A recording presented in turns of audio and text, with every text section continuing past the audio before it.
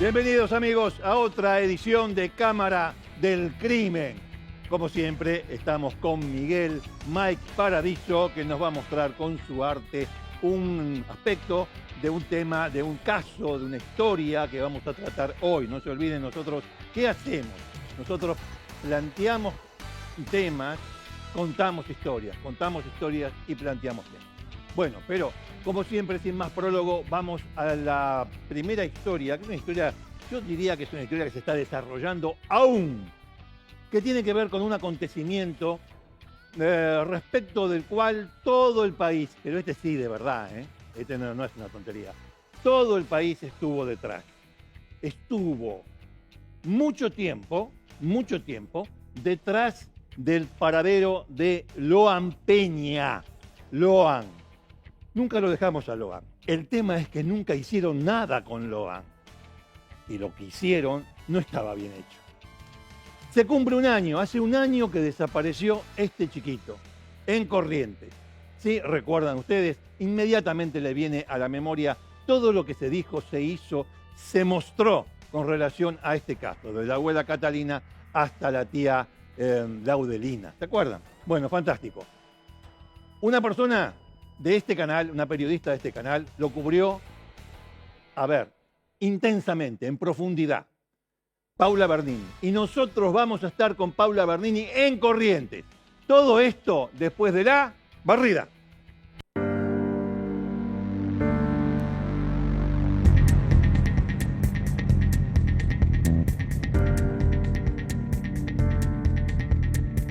Bueno, decían, pasaron 3 días, no aparece el pibe. Una semana, y no hay ninguna novedad. Pero la familia, el árbol, todo. ¿Se acuerda de todo eso? Porque no hace falta hacer me parece a mí, a esta altura del partido, a pesar de que pasaron 12 meses, no hace falta hacer una exhaustiva cronología de la cuestión, porque nos viene a la memoria, nos pegó tanto, que cuando uno pega, deja la impresión, y esas cosas se recuerdan.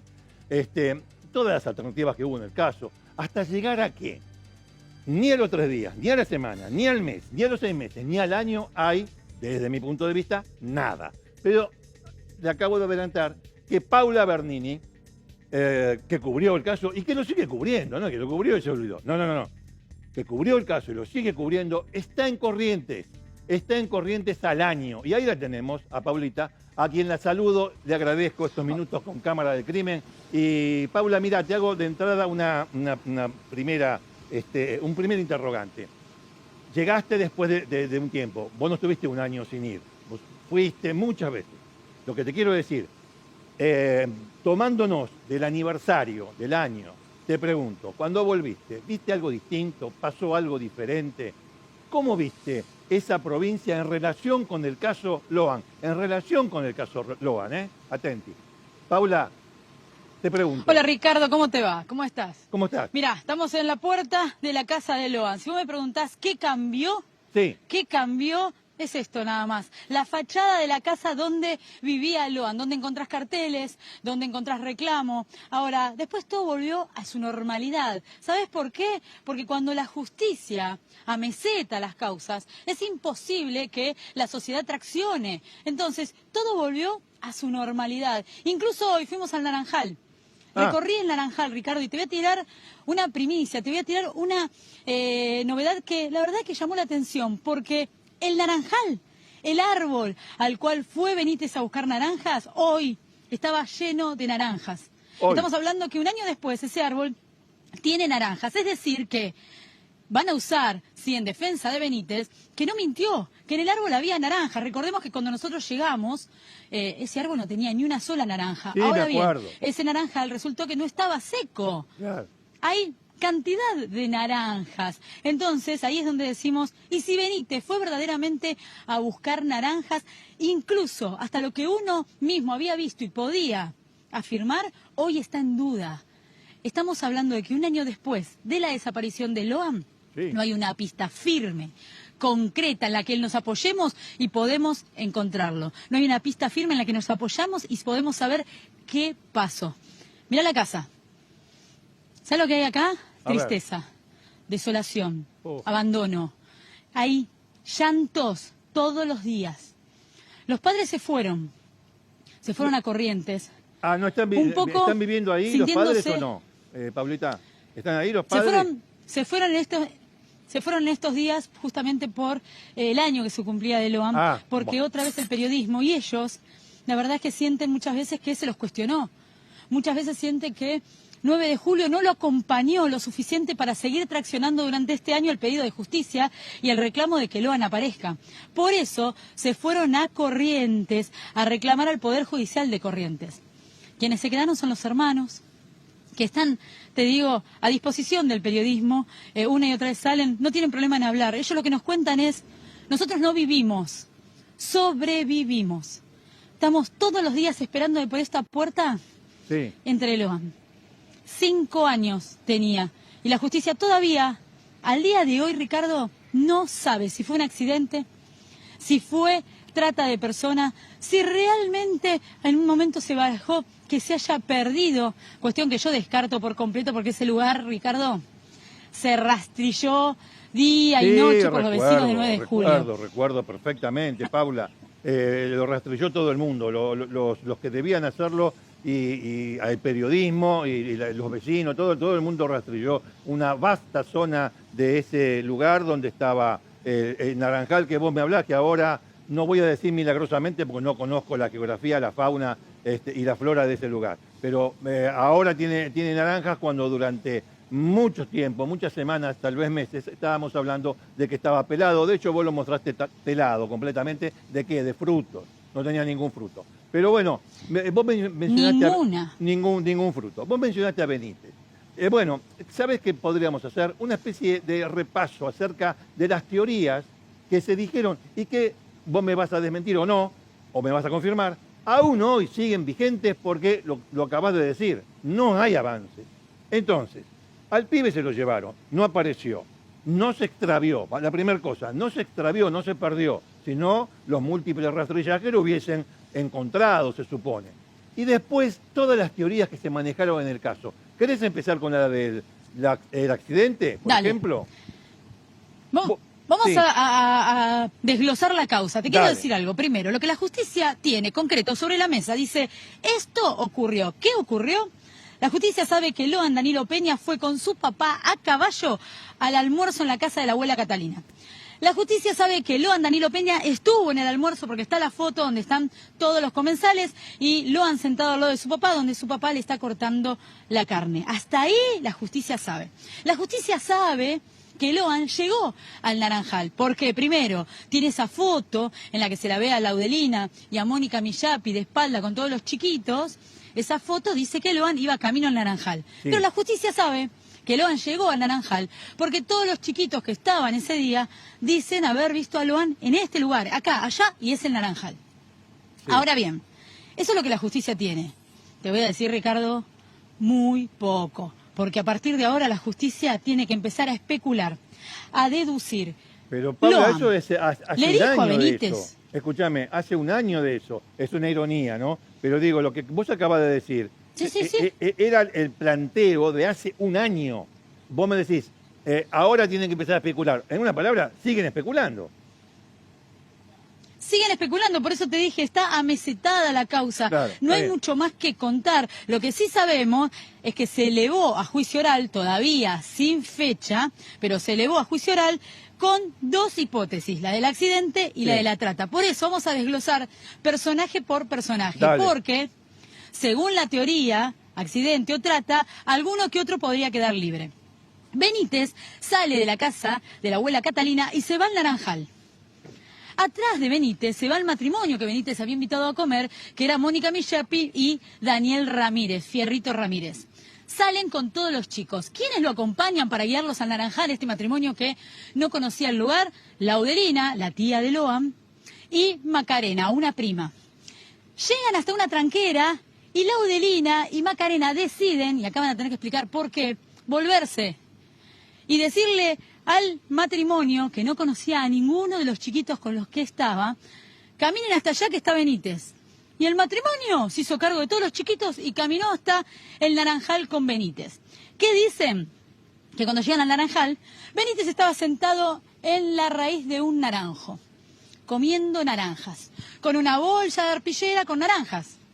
Sí. Bueno, ¿qué hacen? Se ponen a charlar hasta que Ramírez recibe el llamado de su hermano muy enfermo. ¿Qué hacen entonces? El matrimonio, Mónica Millapi y Daniel Fierrito Ramírez, se retiran para hablar por teléfono y ensimismados con la llamada no vieron lo que pasaba.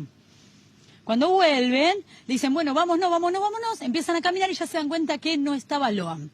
¿Qué le dice Benítez? Se quiso volver, un chiquito.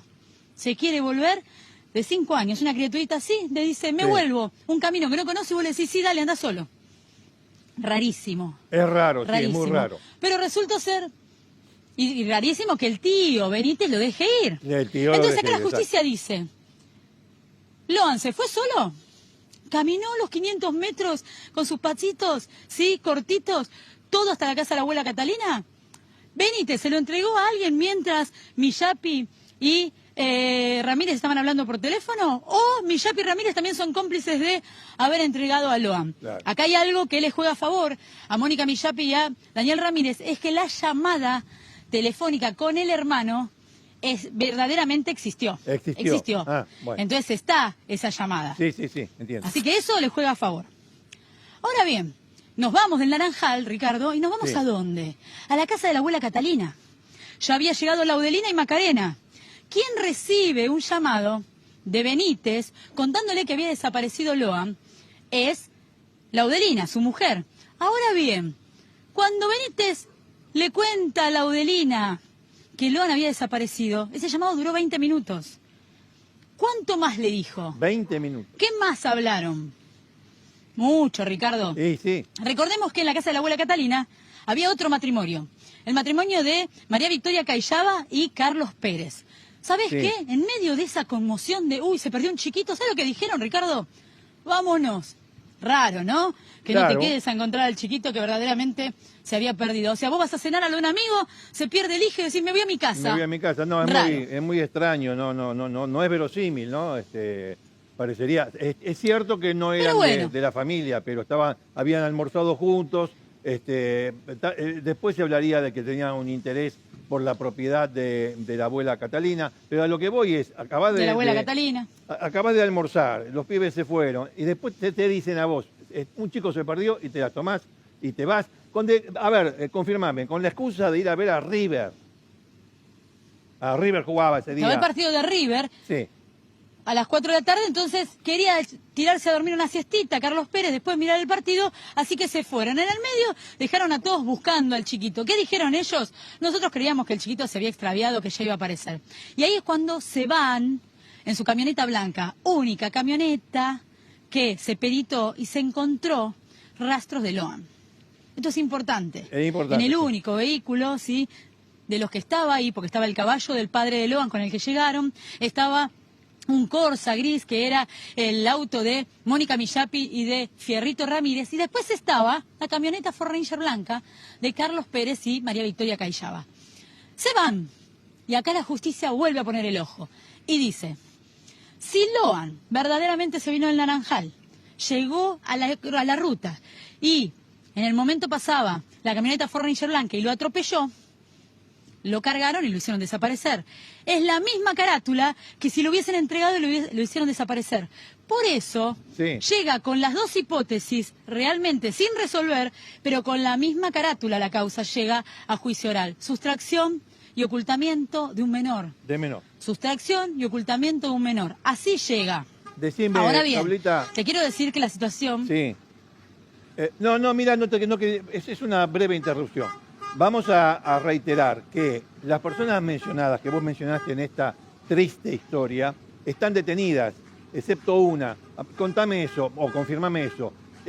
Cayllaba, Pérez, Benítez el tío, Laudelina la tía.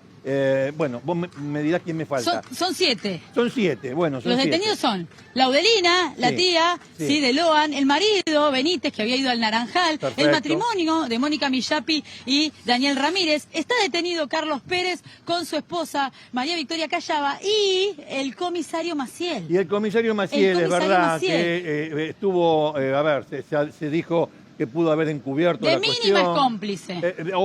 Claro, esa es una cuestión muy interesante. Porque ahí hay una diferencia entre la jueza Poser Penso y la Cámara Federal de Corrientes. Pues la Cámara lo ve más como participando de la maniobra que como encubridor. Pero bueno, eso se supone que en un juicio se van a definir las acusaciones como corresponde, se supone. Se supone, mira, se están yendo, ¿no? Esto es 9 de julio un poco también. Organizaron para ir a una marcha vecinos que vinieron a ayudar a pedir justicia y mira, se llevaron puesto el palo de luz de 9 de julio, así que se va a quedar por lo menos este barrio sin luz. Esto es 9 de julio, la desorganización, la falta abandono, de indicaciones, acá no hay ni un patrullero, el abandono, el hagan lo que quieran, pidan justicia, que mientras tanto, viste, vemos qué hacemos. Esto pasa acá en Corrientes, no sé qué va a pasar ahora en los alrededores. Lo que sí te digo es que los 7 detenidos tienen, Ricardo, diferentes situaciones. ¿Por qué? Porque si se comprueba la hipótesis del accidente, lo que dice el abogado Hanson de el matrimonio Millapi y Ramírez es, ¿qué tienen que ver? Afuera. Esa situación a Millapi y a Ramírez los dejaría en libertad si fuese un accidente. ¿Por qué? Laudelina cómplice porque vio. Pérez y Cayaba, por supuesto, culpables que lo subieron a Loan y lo desaparecieron. Benítez también deducen que sabía por ser el marido de Laudelina. Y Maciel, otra vez Maciel, liberando la zona, dejando que todo ocurra sin ningún tipo de miramiento para justamente allanarles, ¿no?, el camino para hacerlo desaparecer. Así que en la hipótesis del accidente... ¿Te acordás de la botita que apareció? Ahí eso calzado, iba. ¿te acordás? Un botín. Un botincito que lo tenía puesto Loan ese día. ¿Qué pasó con eso? ¿Quién lo plantó? ¿La justicia todavía? No tiene respuestas, ¿eh? No. El lugar nunca se valló. No. Nunca se entendió pero sí sabemos, nunca se supo quién lo agarró, quién lo puso, pero sí sabemos que en el descubrimiento, mirá qué casualidad, había alrededor de 500, 600 personas en el campo buscando a Loan. Sí. Mirá quién lo encuentra el botín. Claro. Escucha bien.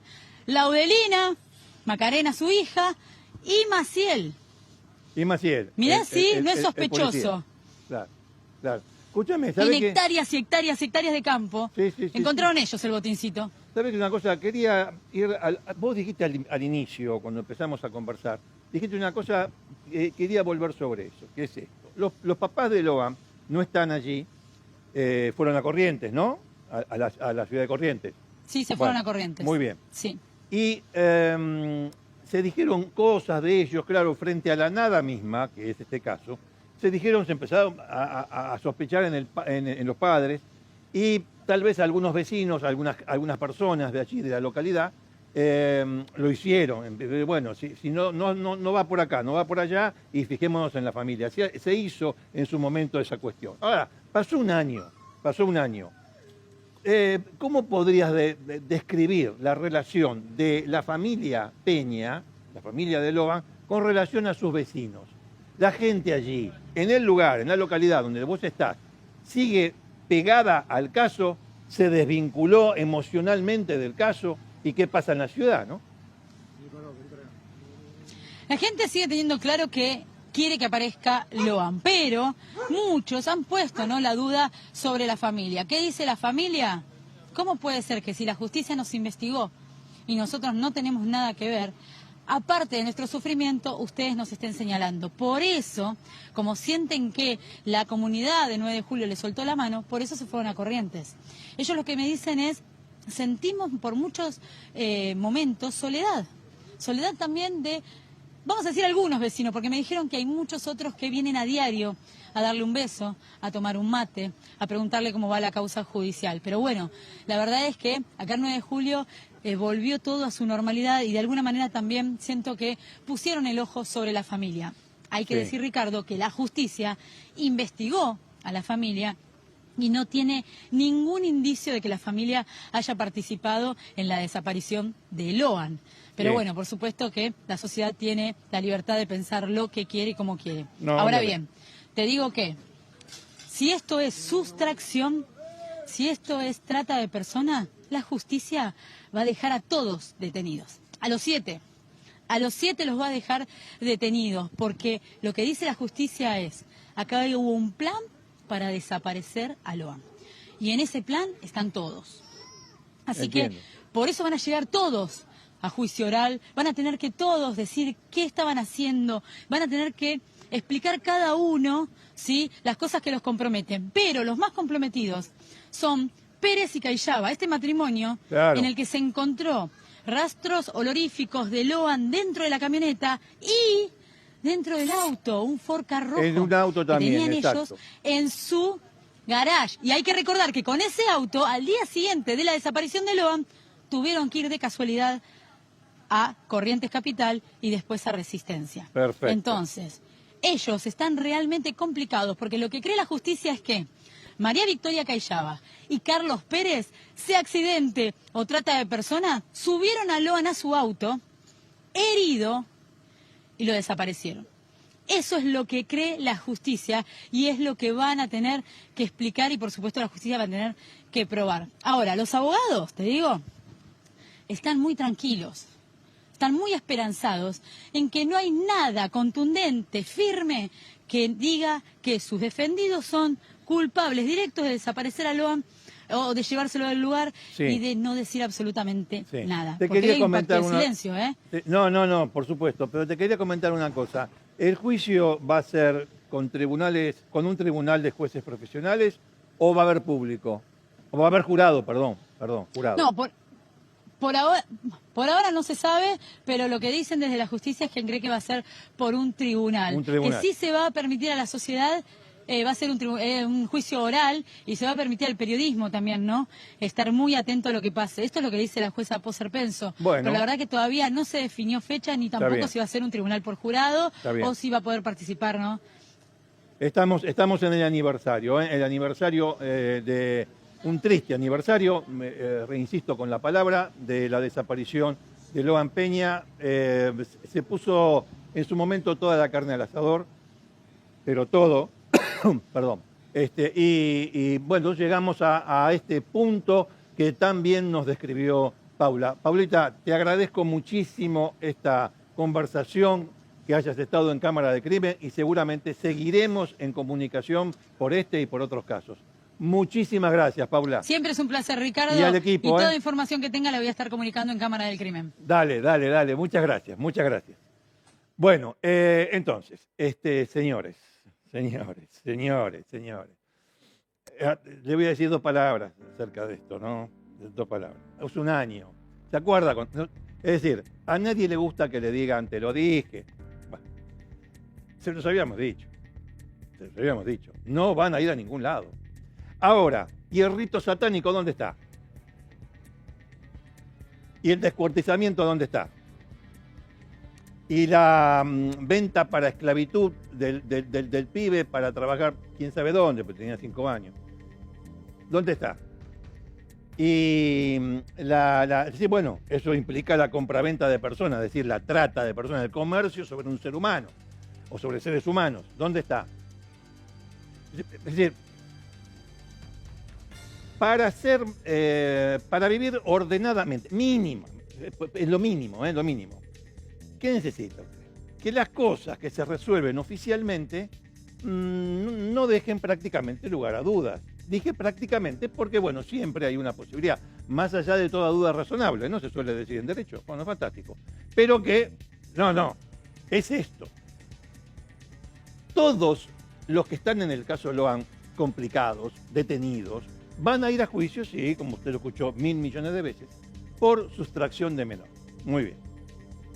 ¿Qué es sustracción de menor? Llevarse un pibe. ¿Para qué? La ley no lo dice. Si se hubiera aprobado, no está aprobado, de ninguna manera, que se lo llevaron para vendérselo a una familia que le cambie la identidad y hacer una suposición o de estado civil, un reemplazo de estado civil, en Argentina, en Sudamérica, en muchas partes del mundo, pasa. La jueza Poser Penso piensa que esto fue ¿cómo es que puso? Cuando los mandó a todo a juicio, puso, esto es un posible accidente o evento criminal. No, señora, discúlpeme. Evento criminal hay desde el artículo 79 del Código Penal hasta el 300 y pico. ¿Qué es? Son todos los delitos. ¿Qué es un evento criminal? ¿Me puede explicar usted? Porque usted está resolviendo cosas para la gente, no para los superiores suyos. Usted resuelve las cuestiones. Para el público, las sentencias y los actos del Poder Judicial son actos de gobierno, no se olvide. Pero bueno, usted creo que se ha olvidado de muchas cosas. Un posible accidente o evento criminal. Evento criminal, o sea, bueno, un accidente, entonces el accidente te da a entender como que lo hicieron sin querer, porque fue como con culpa, como una imprudencia que puede surgir por el hecho de que yo pienso que lo atropellaron al pibe, y entonces para ocultar esa situación y no pagar absolutamente nada, justamente un pariente de la familia que nos acogió para pasar un momento agradable en un almuerzo, ¿no? Entonces no digamos nada. Es bastante boludo pensar así, me parece. Ahora, no, fue un accidente y de paso lo vendemos. No, como que no cuadra, ¿vio? No entra. No. Bueno, un accidente y de paso, ¿qué? No, de paso nada. Hubo un accidente y quedar ahí. Yo, para esconder mi responsabilidad, qué sé yo, lo habré escondido. Así. Bueno, eso es lo que dice Poser Penso. Si hay algo, y por eso lo manda a juicio, si hay algo, es un accidente. Cosa que al principio, cuando estaban las primeras etapas de investigación, se había descartado por ilógico. Pues no importa. Se había descartado, qué sé yo. En una causa en la cual el poder político metió la cuchara. No se olvide las declaraciones que hizo Laudelina en un juzgado que se abrió a las 3 de la mañana para que ella vaya y diga ¿qué? Que fue un accidente. Entonces el accidente entra a la causa, no como conclusión de las pruebas que se habían recolectado. No, entra porque le abrieron, porque alguien del gobierno llevó a Laudelina con la sospecha de que la instruyeron para que vaya a un juzgado penal que no era el de Poser Penso y le dijera a todo el mundo, no, fue un accidente. Y después no supo explicar qué más planteó el tema del accidente. Bueno, cuando un juez de primera instancia, Poser Penso, Cristina Poser Penso, resuelve algo, bueno, jueza federal, de ahí de Goya, va a la Cámara, apelan los tipos que no están de acuerdo, y acá hubo muchos que no estaban de acuerdo con lo que dijo Poser Penso, y fueron a la Cámara. La Cámara le dijo, no, señora, no. Por eso Paula hablaba de dos hipótesis. Pero una la suscribe Poser Penso, que es una jueza de primera instancia, y la otra la suscribe la Cámara, que es un superior jerárquico de Poser Penso, y es el que en definitiva resuelve. Los dos resolvieron que vayan a juicio, por eso va a haber un juicio, no se sabe cuándo. Pero, ¿por qué delito? Los dos se pusieron de acuerdo en una cosa.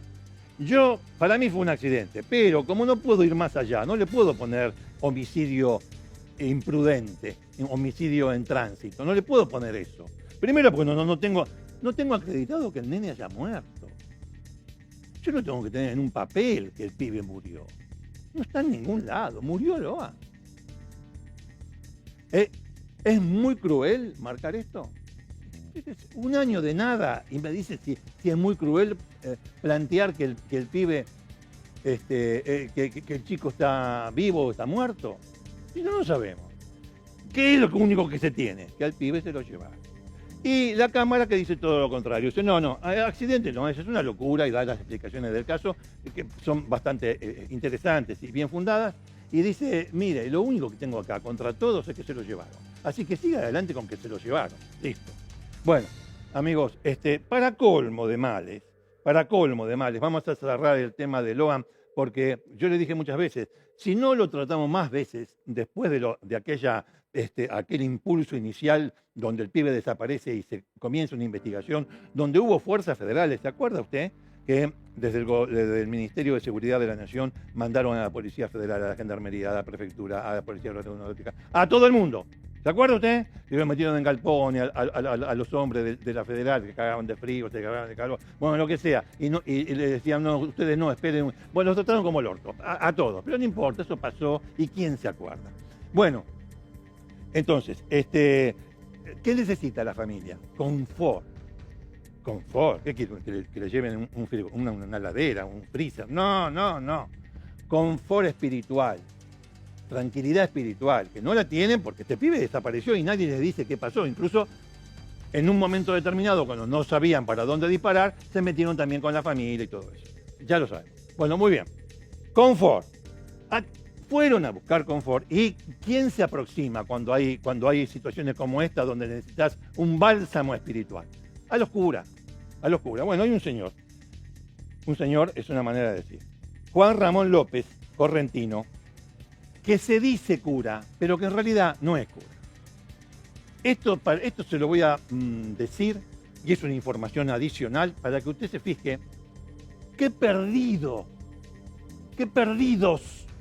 están, qué perdidas están muchas comunidades argentinas desparramadas por nuestro territorio, a la buena de Dios. Se acercó algún cura de la iglesia. No, mira, se acercó este tipo, Juan Ramón López. Juan Ramón López iba a las marchas, vio que se hicieron en su momento marchas, qué sé yo, que aparezca Loan, no, y bueno, y estaba con los padres. Bueno, hace 48 horas, fue condenado a 11 años de prisión este cura Juan Ramón López por abusar de una nena de 12 años. Era su profesor de guitarra, además del cura, su profesor de guitarra de la nena y su mentor espiritual. Justamente ese apoyo espiritual que mucha gente necesita, que es necesario por otra parte, para sobrellevar situaciones extremas, dificilísimas. Bueno, en manos de un reverendo hijo de puta. Las pruebas son abrumadoras en contra de este tipo y confesó, le dieron 11 años de prisión. ¿Saben qué? Este tipo no es cura, no es sacerdote de la Iglesia Católica Cristiana, no. Hay una cosa, porque en momentos de crisis, sobre todo en Sudamérica, sobre todo en Latinoamérica, en Hispanoamérica, Latinoamérica no existe, Hispanoamérica, parece Iglesia Misioneros Veteros Abcordis. El tipo era de este credo. ¿Sabe qué significa Veteros Abcordis? Viejos que se ponen de acuerdo. Degenerados. Con la vestimenta de cura, que no es la del cura católico, y acá lo tiene. Bueno, vamos a cambiar de tema, amigos. Obviamente que Loan va a estar siempre, cuando se presente en situaciones, va a estar siempre en cámara del crimen. Bueno, vamos a cambiar de tema. Le voy a hacer una breve introducción y vamos a la barrida. ¿Qué es esta? Aparece un cuerpo en la provincia de Buenos Aires, cerca de la pequeña ciudad de Henderson. Aparece un cuerpo de un hombre. Lo descubre un gaucho, no lo descubre ni la policía haciendo sus tareas de inteligencia. No. Lo descubre un gaucho. A la vera de una ruta. Y a partir de eso se desata toda una cuestión que revela, estas cuestiones que desata, revela que hay personas, las que están involucradas acá, que siguen pensando con la entrepierna, barrida.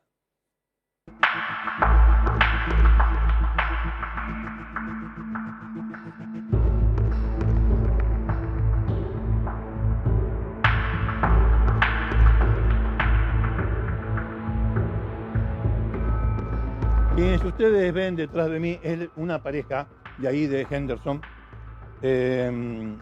Juan Carlos Barandala y su segunda mujer, ya con años de convivencia, Angélica Burón.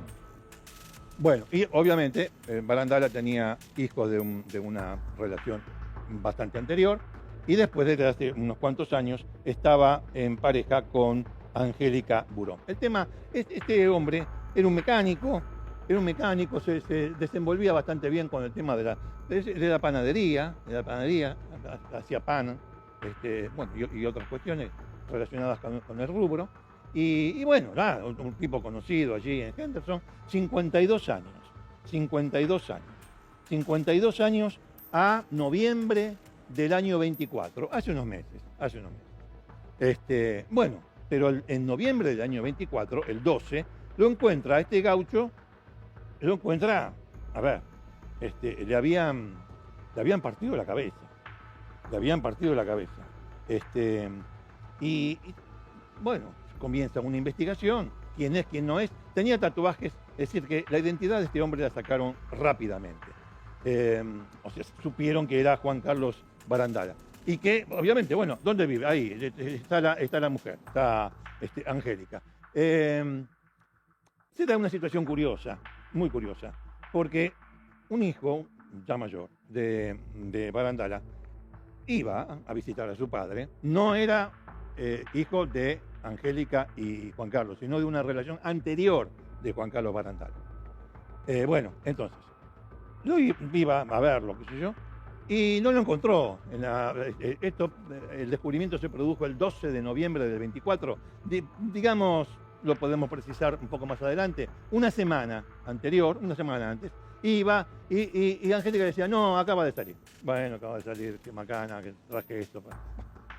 Va otro día, supóngase, al día siguiente no, al otro día, y no está, no, salió, se fue. Qué mala suerte que tengo. Bueno, en fin, hasta que, todo el tiempo así, hasta que lo encuentran el cuerpo de Barandala, ahí como les decía yo, en los pastizales. Bueno, le preguntan a esta mujer, ¿a dónde iba? ¿A dónde no iba? Lo que surgió inmediatamente es que detrás de esta situación había una mentira. Barandala no se iba a ningún lado. No había salido, por eso el hijo no lo encontraba. No, Barandala estaba muerto. Estaba muerto y en el zanjón. A través de pruebas que encontraron en el lugar, en la escena del descubrimiento del cadáver, a través de algunos elementos, como una alpargata, una zapatilla, una alpargata, se logró determinar, y además bolsas que se utilizaba, que Barandala utilizaba en su negocio, porque la situación era esta, él tenía, ahí en Henderson, tenía un negocio en el frente y detrás tenía su casa, donde vivía con Angélica, ¿sí? Bah. Entonces, bolsas que utilizaban en el almacén de propiedad de Barandala. Y otros elementos, le insisto, piel. Hacen examen de ADN que insólitamente bien tienen resultados bastante rápidos. Y resulta que todas las sospechas no solamente iban hacia Angélica, la mujer, la pareja de la víctima, sino hacia otro señor, un tipo, de apellido González, Ariel González, vamos a decir así. Barandala tenía 52 años, la mujer Angélica 45 y Ariel González 38. Ariel González era el amante de la mujer. Lo que se investigó hasta ahora es que durante un tiempo, porque hay una cosa curiosa, bueno, ahí está Angélica, una cosa curiosa, el cuerpo no tenía signos de defensa. Y no es cuestión, no es cuestión a ver, recibió golpes en la cabeza, es extraño que no tuviera signo de defensa. Yo digo, a ver, el hombre, la víctima tenía 52, la mujer 45, y yo dije, Ariel González tenía 38. Muy bien. Lo tiene. Bueno, parecía bastante resuelta la cuestión. Sobre todo cuando advirtieron que, como no tenía signo de defensa, ¿cuál es la explicación para que no tenga signo de defensa? Lo iban durmiendo de a poco, ¿vio? Le iban dando, Angélica le iba dando, dice la fiscalía, somníferos para dormirlo y que obviamente no pusiera resistencia. Ahora, esos somníferos, ¿eran solamente somníferos? Cosa que se está por ver. ¿Eran solamente somníferos o querían matarlo a través de una sustancia determinada? Y como algunos venenos, algunas sustancias causan efecto con el tiempo, perdieron la paciencia y le pegaron un golpe con una masa de hierro.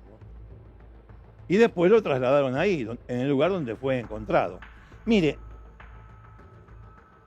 una traición realizada por la señora y por este hombre eh, contra Barandala. Pero le quiero decir una cosa.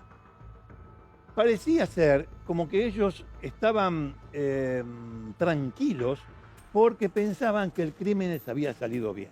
Nosotros tenemos imágenes, hay imágenes, de González y su amante, la mujer de Barandala, en el momento, en el día en que se deshacen de Juan Carlos, tomando cerveza afuera, tomando cerveza en el interior de la casa. O sea, como que estaban festejando la cuestión. Yo le dije que la víctima tenía un hijo de una relación anterior. Bueno, estamos en comunicación con Lucio, hijo de Juan Carlos Barandala, y con la mujer de Lucio, con Florencia. Si ustedes me escuchan, están allí ya conectados, los saludo desde Cámara de Crimen. ¿Cómo les va? Hola, buenas tardes. Buenas tardes. Hola, ¿Qué tal? Ahí los veo, ahí los veo. Bueno, buenas Lucio tardes. y Florencia. Este, a ver, vos ibas a buscar a tu papá, a visitar a tu papá, y no lo encontrabas. Explícame un poquito eso, a ver si fue así o qué. Sí, en realidad yo trabajo en una panadería repartiendo pan Ahí está. y yo le llevo el pan todas las mañanas a su negocio. Bien. Todos los días iba yo a la casa de mi papá. Todos los días. Eh, a- todos los días. A Bien. veces después iba de tarde y todo, pero a la mañana sí o sí, todos los días. Pasando esto, bueno, voy uno de estos días normalmente como voy. Raro que siempre él estaba afuera o me daba un mate, me tomaba 2 o 3 mates con él, me iba, después seguía viaje, no estaba. Le pregunto a la mujer dónde estaba. Me dice, recién salió. Me dice, salió, lo vinieron a buscar, salió recién, listo. No me parecía raro porque con eso del taller él entraba, salía, iba y venía, me parecía normal. Y bueno, paso después de decirle, bueno, al otro día voy todo también. Pregunto, ¿dónde anda? Andaba por ahí atrás. Por ahí me asomaba, mirando para el galpón. No, no hay nadie. Ah, lo habrán venido a buscar o se fue. ¿Viste cómo es? Me decía. Sí, sí, está bien. Me voy. Y así todos los días. Eh, lo vino a buscar fulano, salió temprano. Y así mintiéndome todos los días, hasta el día que se descubrió el cuerpo, que no se sabía de quién era Al el inicio, a cuerpo. ver, precisemos una cosa, Lucio. Sí, Tu padre tenía un almacén, tu padre era mecánico y vos le sí, llevabas el pan todas las mañanas. sí, Eso es así. Bueno, durante sí, una semana anterior al descubrimiento del cuerpo, vos ibas y siempre su pareja, esta Angélica, te daba excusas, salió, no, ya va a volver, pero vos no lo veías. Muy bien, no, no, no, no lo veía, me no lo decía veías. todo eso, siempre algo distinto.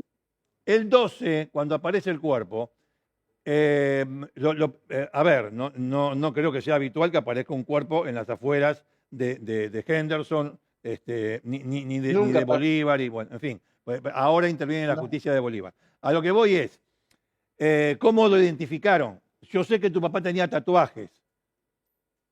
Sí, Bueno, ¿fue por él ahí? tenía, en un brazo tenía tatuado su número de documento, El número de documento. en un brazo, sí. Sí, bueno, lo sacaron enseguida entonces. Y, claro, cuando avisan que hay un cuerpo, eh, yo no me entero. Sí. Nosotros ese día estábamos en un velorio, ¿no? Yo me tengo que ir de ahí por otras razones, se queda mi señora, a ella es a la que le avisan. Yo hasta el momento no estaba enterado de que había un cuerpo, ni que podía ser mi papá, ya se andaba comentando eso. A ver, Yo no me entero. señora Florencia, a usted le avisan en esas circunstancias, usted estaba en un velorio, le avisan que apareció un cuerpo y que podía ser del papá de Lucio. Sí, sí, justamente fue así.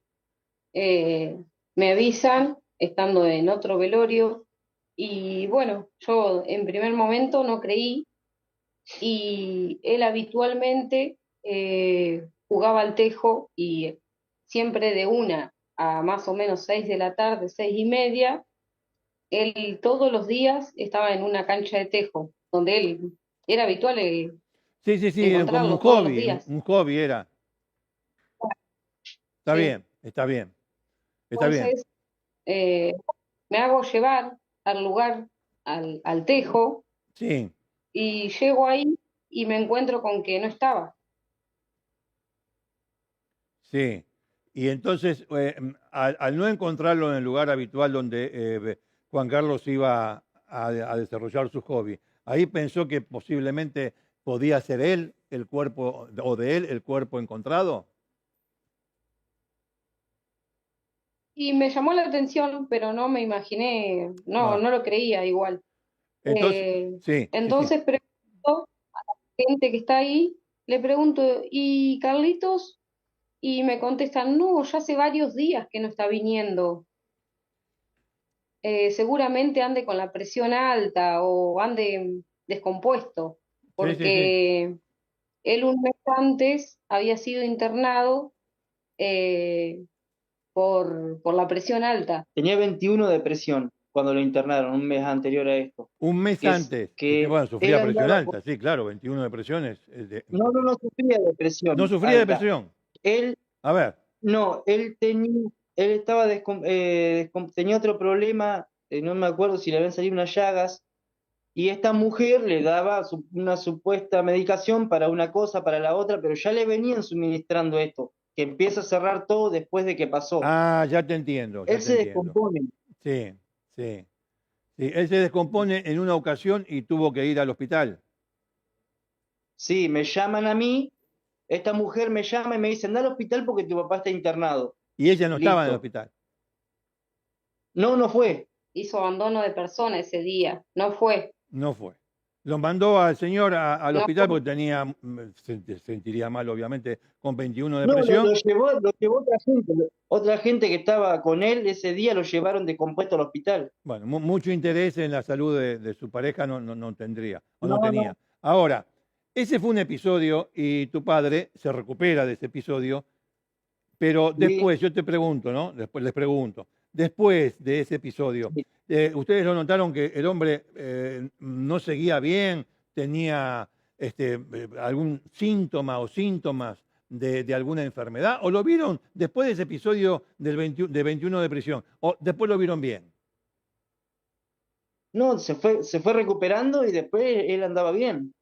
Bueno, Estaba un poco así el último día que yo lo vi. que fue una semana antes de que aparezca el cuerpo. Sí, el último día que yo lo vi Sí, fue un miércoles a la tardecita y todo esto pasó la madrugada del jueves. de la misma semana. Sí, de la misma semana.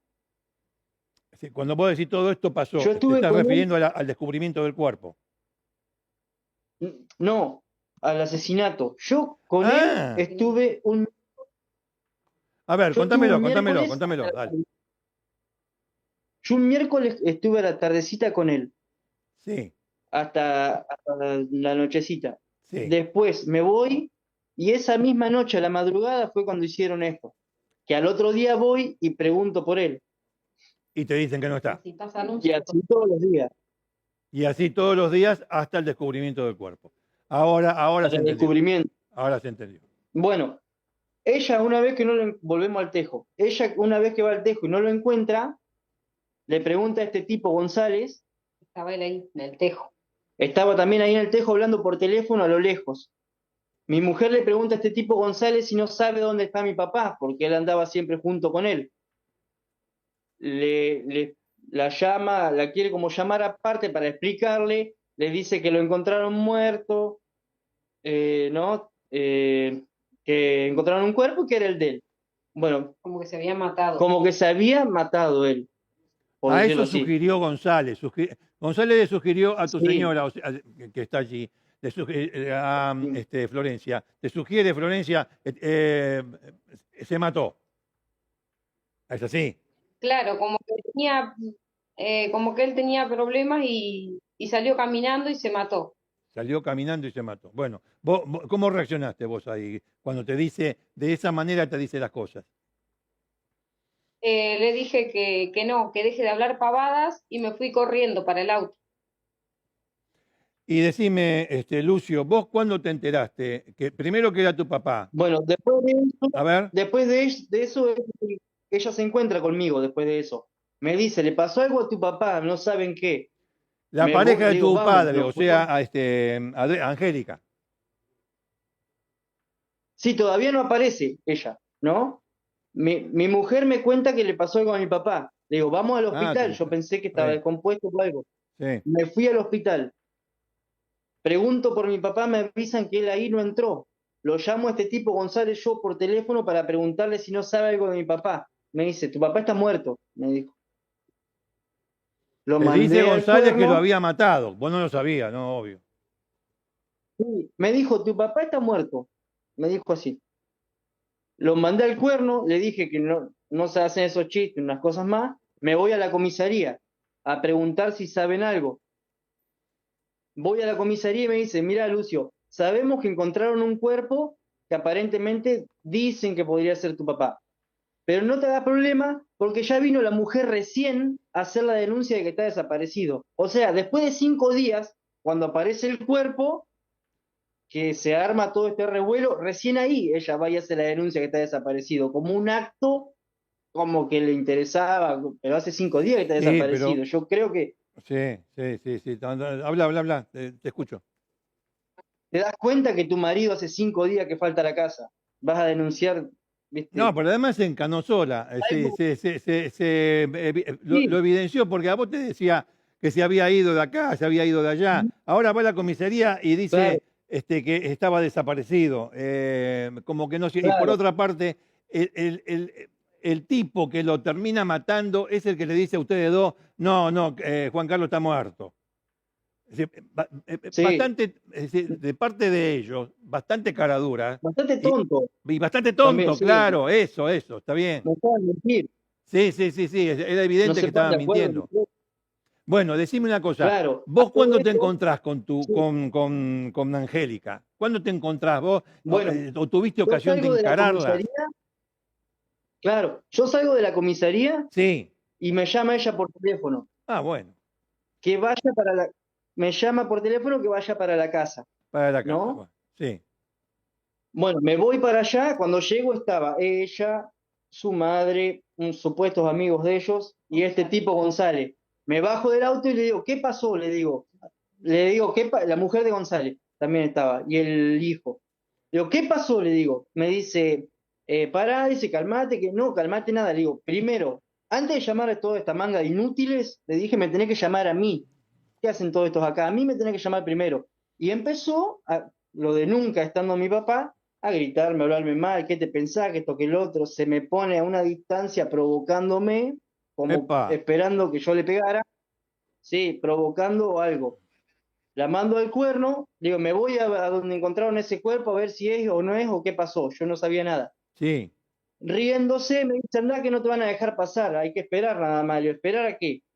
Me fui, me fui al lugar del cuerpo, esperando que nada, que no sea o que estuviese descompuesto o que estuviese en el hospital o lo que sea, no esperando encontrar eso. sí. Que si yo haber sabido eso, cuando la tenía enfrente, hoy yo estaría preso. No, bueno, Si hubiese entonces, sabido todo eso antes de ir. yo te entendí todo, te entendí. Menos mal que no ocurrió así. De todas maneras, ¿cuánto tiempo tuvieron ese cuerpo en el Sanjón, en la zanja? ¿Cuánto tiempo lo tuvieron ahí? Pues, lo encuentran, hacen las pericias en el lugar y lo llevan al hospital, ¿o no? Y se lo llevan a la morgue, sí. Pero ¿cuánto tiempo Hacen el pasó? peritaje de que ellos lo dejaron ahí Sí. 5 días. Pasó un No, jueves no, a la no. madrugada y lo Que los encontraron el asesinos lo martes. dejaron ahí, sí. Te estoy diciendo, cuando lo descubren, Sí, ¿la policía trabajó sí. rápido o qué? Buah. Trabajaron rápido y bien. Bueno, muy bien. Decime una cosa. Eh, a tu papá le iban durmiendo de a poco, le iban dando no sé si durmiendo, pero o somníferos o alguna sustancia para disminuir Sí, que lo para que no se resistiera a una palabra. ¿Es así? Sí, sí, no tuvo ningún tipo de defensa. No tuvo No. ningún tipo de defensa. Y la relación era entre la pareja de tu padre, esta Angélica, y este González, que debe ser un vecino del pueblo, supongo, que también está casado. Sí, sí, sí, Bien. Lo que yo estoy viendo ahora, acá, ustedes no lo ven, pero lo habrán visto, es, creo que es un poco después de matar a tu padre, que como que están festejando con sí, cerveza. sí, sí, Sí, sí. Bueno, sí. Hacían vida normal. hacían vida normal. ¿Hasta cuándo? ¿Cuándo los detuvieron? Y vamos redondeando la historia. Bueno, ese día ¿Cuándo que los yo llego a la detuvieron? ruta, Sí, ese día discúlpame, que no yo te llego a escuché. donde pasó todo esto, el día que llego, de ahí yo me voy a donde encontraron el cuerpo. Me encuentro con los peritajes, Sí, policía, todo. sí. Se acerca alguien de la justicia y me dice, le expliqué quién era yo, me dice, bueno, aparentemente tu papá, dice, pero te voy a hacer un par de preguntas, me hace un par de preguntas sin decirme que había sido asesinado. Me dice, ¿notaste algo raro estos días? Y le expliqué, sí, que la mujer me dijo esto y esto, le expliqué todo lo que pasaba de esos días. Y me dice el tipo, bueno, me dice este hombre, porque en realidad fue un asesinato, me dijo, tiene un golpe, así, así, así, vamos que te tomo una declaración de esto que me estás contando. Enseguida nos fuimos, me toma la declaración, este hombre no termina de tomarme la declaración, deja a otro policía tomándomela y él se va con otro grupo. Cuando me liberan de tomar declaración, llego a Henderson y ya se habían llevado a este tipo González, a esta mujer, y habían allanado las dos casas, la casa de la madre de ella y una quinta donde supuestamente, no sé, habría alguna cosa de este hombre González. Bien. Bueno, Y la casa de la hermana de la mujer. me imagino que es todo tan evidente, hay tantas pruebas y tantas cuestiones donde la policía Claro, misma intervino. actuaron muy rápido. Exactamente, sí, sí, sí. Este, esta pareja de presuntos asesinos, todavía no hay juicio. Justamente, van a ir a juicio, hay fecha para el juicio, ¿saben algo de eso? Eh, ya está elevado a juicio la causa, Bien, pero todavía no tenemos la fecha. todavía no tiene, o tienen el tribunal o todavía falta determinar el tribunal y la fecha. No, en Ya azul. está en el Ya, juzgado ya, ya azul. está en el juzgado de azul. Ah, bien, bien, bien, Todo bien, el caso. bien, bien, Está elevado a juicio y todo. Falta fijar una fecha. bien, ya te entendí. Bueno, Lucio y Eso lo está Florencia, yo tratando de hacer de azul ahora. les agradezco mucho la amabilidad que han tenido para conversar conmigo en Cámara de Crimen. Obviamente vamos a Gracias. ver los resultados de este juicio. Las pruebas son bastante claras, la historia es bastante clara y bueno, vamos a estar con ustedes seguramente cuando se produzca el veredicto en este caso. Les agradezco mucho a los dos, han sido muy amables. Gracias. Gracias, gracias a ustedes. Gracias. Hasta luego. Bueno, ahí lo tienen, señores.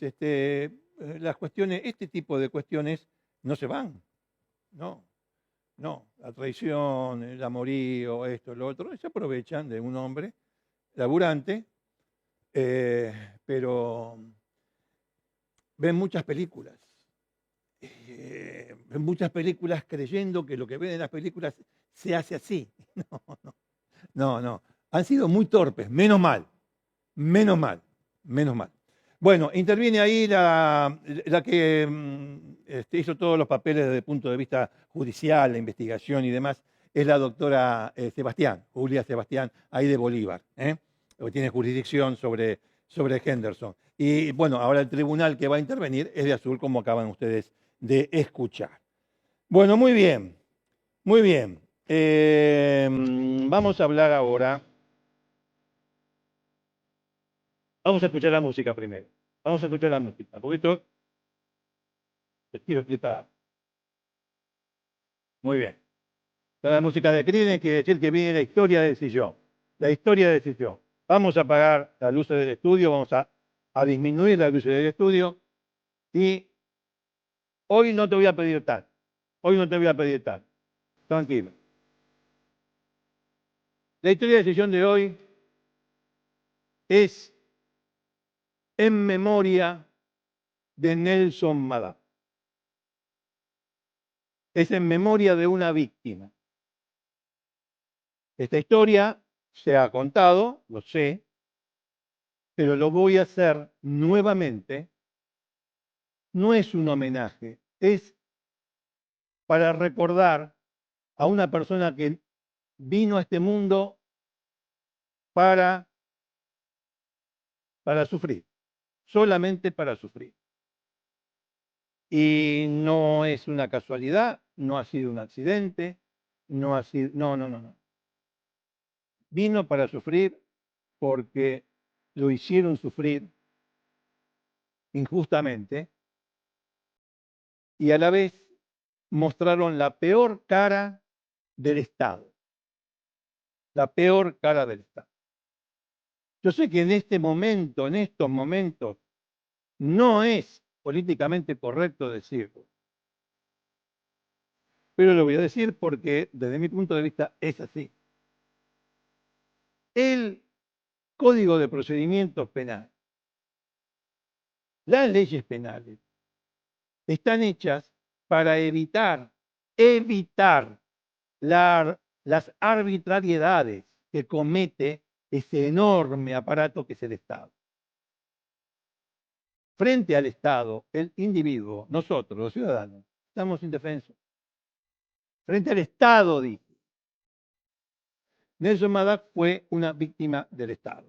Vamos a contar su historia e insisto, es en su memoria, porque acaba de fallecer a los 56 años en San Luis, después de pasar casi 40 años sobreviviendo, porque lo han maltratado tanto que ya no servía para trabajar, no servía, él lo decía así, hay otras maneras de expresarlo, como hombre ya no servía. Bueno, vamos a ir al sillón. Vamos a ir al sillón. Nelson Madá. La historia de Nelson Madá tiene que ver con esta chica, Claudia Díaz. Tenía 15 años, Claudia René Díaz, desaparecida 16 de octubre año 89. Sí, efectivamente, la chica desapareció esa fecha. En San Luis. En San Luis. Nelson tenía para aquel entonces 20 años. Y ella tenía 15, sí, 15. Estaba en la escuela secundaria, de noche iba. La escuela secundaria La Finur, de San Luis. Tenía un horario de 20 a 22. Ella iba a la escuela secundaria a la noche. Bueno, la familia de Nelson, no la de Díaz, la familia de Nelson, venía de San Juan. En San Juan él había hecho un poco de todo, bien de pibe, bien de pibe. Apenas pudo levantar una piedra, ya empezó a trabajar de lo que sea. Pero las cosas no iban bien económicamente en San Juan, era una familia de 13 hijos, contándolo a Nelson. Nelson tenía 12 hermanos. Bueno, se fueron hacia mediados, fines de la década del 80, se fueron para San Luis, donde las posibilidades económicas eran mejor. Ellos pensaban que eran mejor. Bueno, trabajó de mecánico, trabajó de carpintero, hasta que finalmente, a los 20 años, para esta época, para el 89, se había empleado en una fábrica de ladrillos. A través de uno de sus hermanos, Adam, que tenía una novia, conoció a Claudia René Díaz. ¿Cómo? La novia del hermano se llama Laura Godoy. Iba también al colegio. O sea que Claudia Díaz era compañera de clase de Laura Godoy. Entonces, el hermano de Nelson le dice, venite, que qué sé yo, te presento una chica. Cuando salen del colegio, el 16 de octubre del año 89, Nelson estaba ahí junto con el hermano, junto con Laura Godoy, y se le presentan a Díaz. Y los pibes nos pegaron onda, qué sé yo, estaban bien, y caminaron, era como una media hora, caminar hasta la casa de Claudia Díaz, iban hablando, qué sé yo, los otros piolas se alejaron un poquito, si los otros, digo, el hermano de Nelson y esta chica Godoy, se alejaron un poquito. Bueno, y nada, quedaron en que se iban a volver a ver y que esto, que lo otro. Si uno quiere, fueron novios por media hora. Novio es una manera de decir. Nada. Les parecía, les fue agradable ese momento. Bueno, cuando llegan a la esquina de la casa de Díaz, de la chica, Nelson se va para la suya y Claudia Díaz se va para la suya, pero nunca llegó. Desapareció. Desapareció ese mismo día, 16 de octubre de 89 a la noche. Bueno, la desaparición de una chica, fíjense, estamos hablando de San Luis, en aquel entonces, sobre todo en las provincias, se fueron conociendo casos de desapariciones de muchachos, de pibes, injusticias cometidos con estos pibes, desaparición forzada, aparecían cuerpos de muchachos, insisto. Era moneda corriente, pero todo explotó, todo este asunto de las personas desaparecidas, de los jóvenes desaparecidos o encontrados muertos, tirados por allí. Esa situación explota en el año 90 con María Soledad Morales en Catamarca. La conmoción en aquel entonces fue nacional, a tal punto que el caso María Soledad, ustedes lo conocen bien, llevó a la caída del gobierno provincial de Catamarca, el gobierno de Catamarca, de Ramón Sáenz. Y bueno, pero estaba todo convulsionado. Yo recuerdo haber ido, por ejemplo, en el 90, en el 91, en el 93, a Catamarca, y venían personas de otras provincias cercanas, por ejemplo, de San Luis, de San Juan, de Salta, etcétera, llegaban a Catamarca para, como estaba toda la prensa nacional metida en Catamarca por el caso de María Soledad, iban con sus reclamos y las fotos de las personas desaparecidas y querían que los medios nacionales legítimamente difundieran esos casos, así como estaba pasando con María Soledad.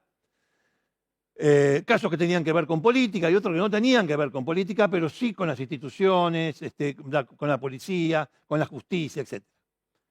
Y aparece el caso de Claudia René Díaz, que para el año 92, o sea, ya llevaba 2 años desaparecida esta chica sin que se supiera absolutamente nada de nada, cuando empezó a haber efervescencia popular, por decirlo de alguna manera, ¿no? En San Luis, específicamente en San Luis, a tal punto que la monja Marta Peloni, de destacada actuación en el caso de María Soledad en Catamarca, fue invitada a San Luis, ciudad de San Luis, fue invitada a San Luis para encabezar una marcha en reclamo de la aparición con vida de Claudia René Díaz, en el año 92, fines del 92. ¿La quieren ver a la monja Peloni reclamando por la aparición con vida de Claudia René Díaz? ¡Mire! En 1989, Claudia Díaz, una joven de 16 años, desapareció. El caso movilizó a toda la provincia de San Luis. Esta tarde pudimos comprobar por qué es el miedo. Por ejemplo, donde se realizan abortos clandestinos, que posiblemente donde pudo haber muerto Claudia Díaz. La monja Peloni tenía una teoría ya, que, bueno, fue tomando forma hasta que ella la hizo pública. Ustedes acaban de escuchar. La teoría era la siguiente. A Claudia René Díaz la habían secuestrado, le habían hecho un aborto, habían matado a la criatura y la habían matado a ella y enterrado. ¿De dónde lo sacaba? No se sabe. No se supo nunca de dónde sacó eso. Tal vez, teniendo en cuenta lo que le voy a contar ahora, se lo sopló la policía. Tal vez. Eso que le arman a Pueblo ni con la policía, por lo menos con la de Catamarca no tenga nada que ver, al contrario. Pero bueno, no vamos a insistir en esa cuestión. Lo que sí le hemos mostrado que en aquel entonces, en San Luis, ya el tema de Claudia Díaz era un tema muy importante para la provincia, poder esclarecerlo. Habían pasado 2 años. Y también el gobernador Adolfo Rodríguez, de pésima memoria, porque, insisto, como dije muchas veces, cuando yo digo de mala memoria, de pésima memoria, es porque cuando vos te acordás de cosas malas.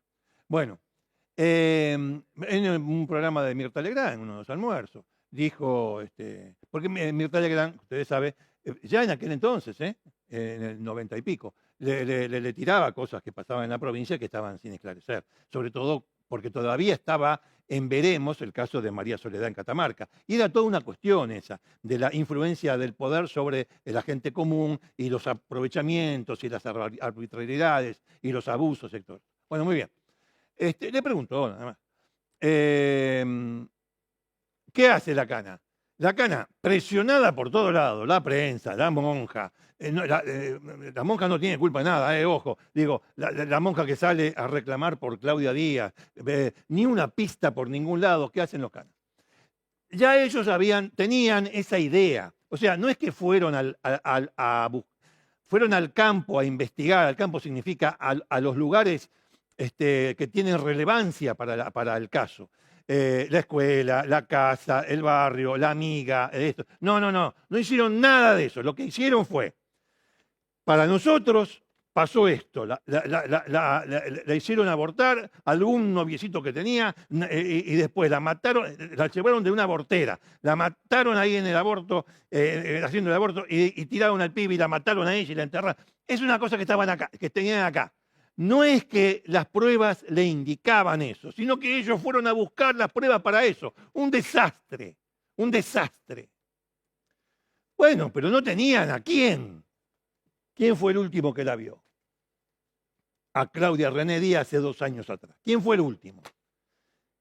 Nelson Madaf. Ahí está Nelson. Nelson Madaf.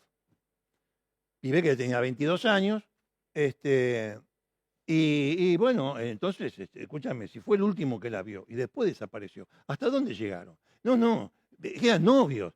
Sí, la Cana ya diciendo, la Cana de San Luis, diciendo ya que eran novios. Ellos no eran novios, se habían conocido ahí y nada.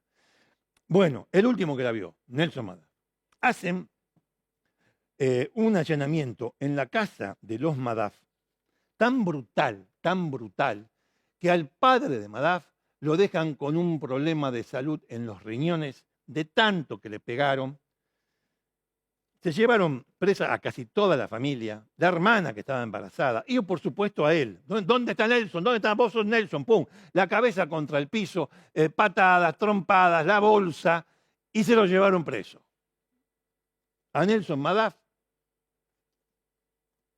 ¿por orden de quién? De Magoya. De un juez llamado Néstor Alfredo Ochoa. Néstor Alfredo Ochoa, de San Luis.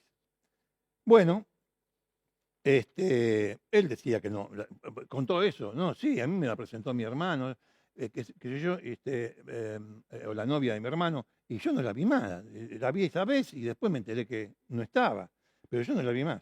A todo esto lo golpeaban, lo trompeaban, le pateaban las rodillas, todas esas cosas, ¿no? Que se suele hacer.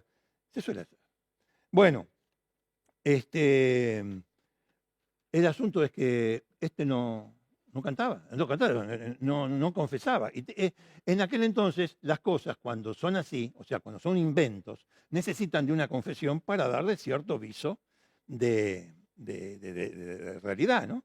Pero claro, no cantaba. Entonces, ¿qué le hicieron? Lo tenían en la comisaría, después lo mandaron a investigaciones de la policía de San Luis.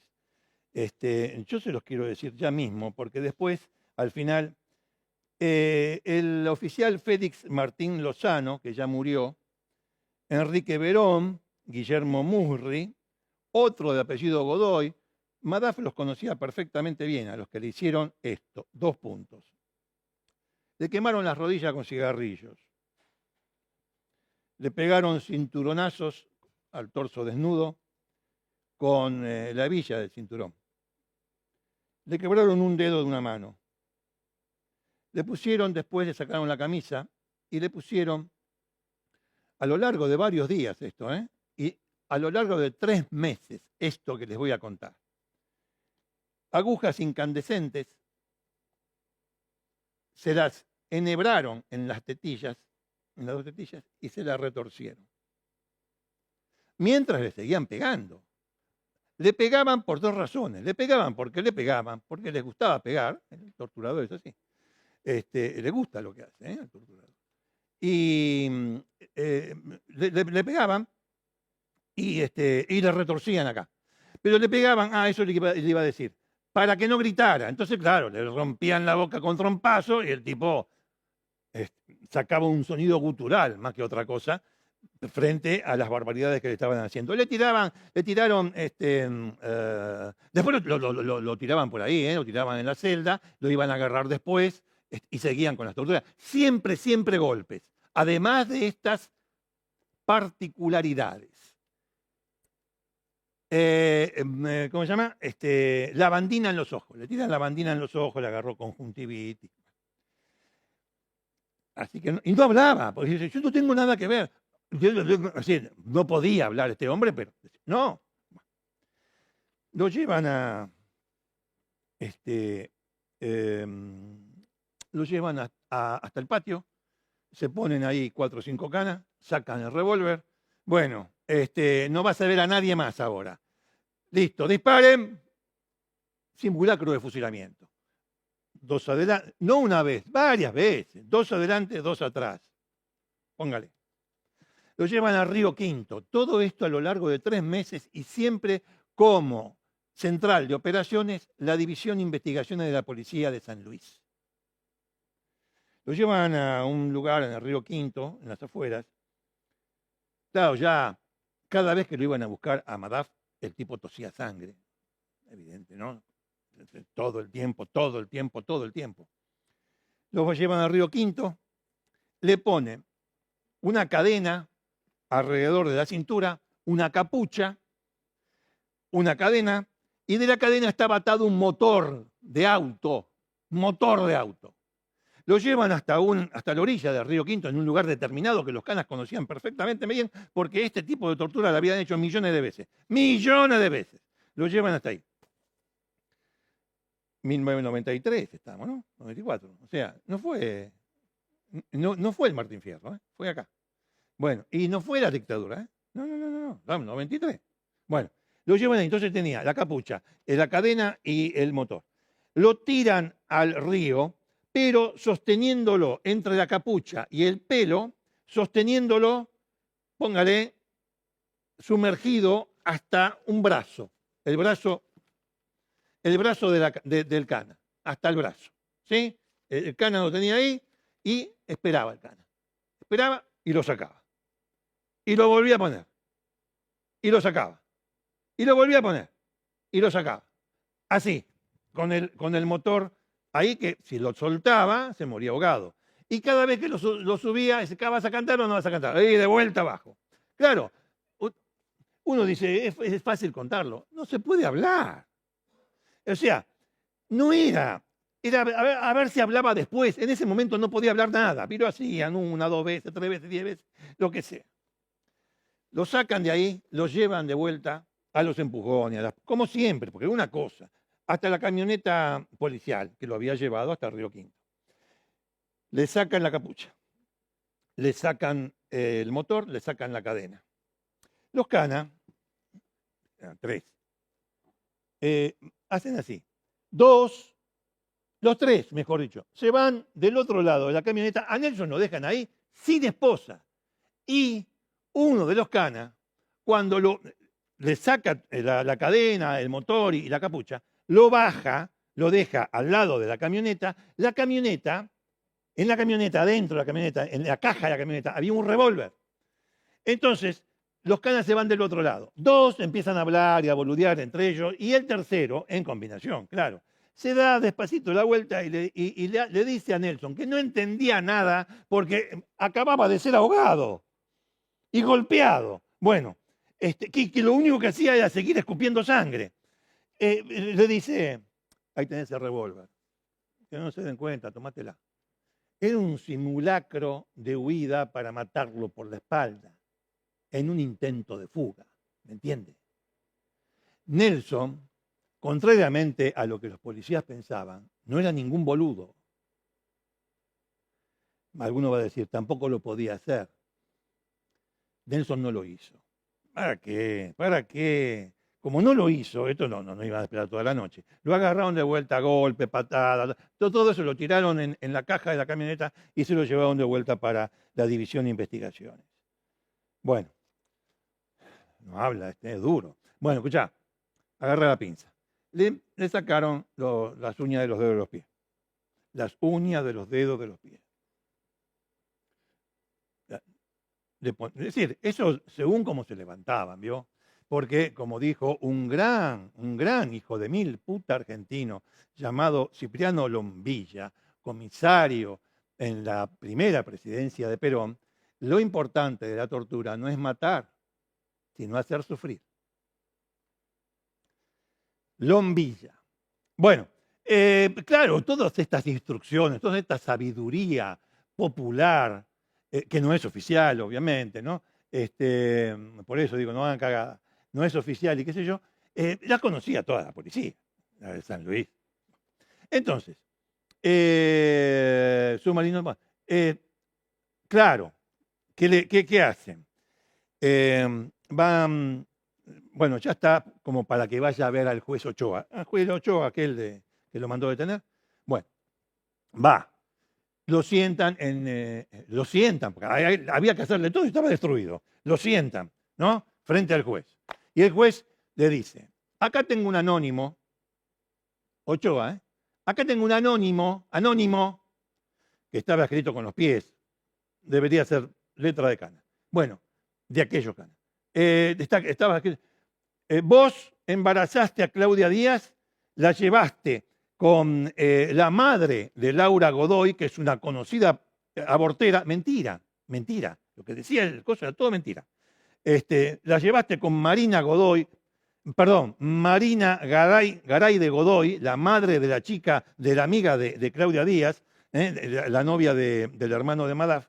Bueno, la llevaste de Mariana Garay, le hicieron un aborto, la chica, la mataron en el aborto, mataron al feto y vos la mataste a ella y la enterraste. Madaf le dijo, no, yo no hice nada de todo eso, no, yo no sé por qué me están pegando. Cuando terminó de hablar, o cuando estaba por terminar de hablar, se le vio venir encima.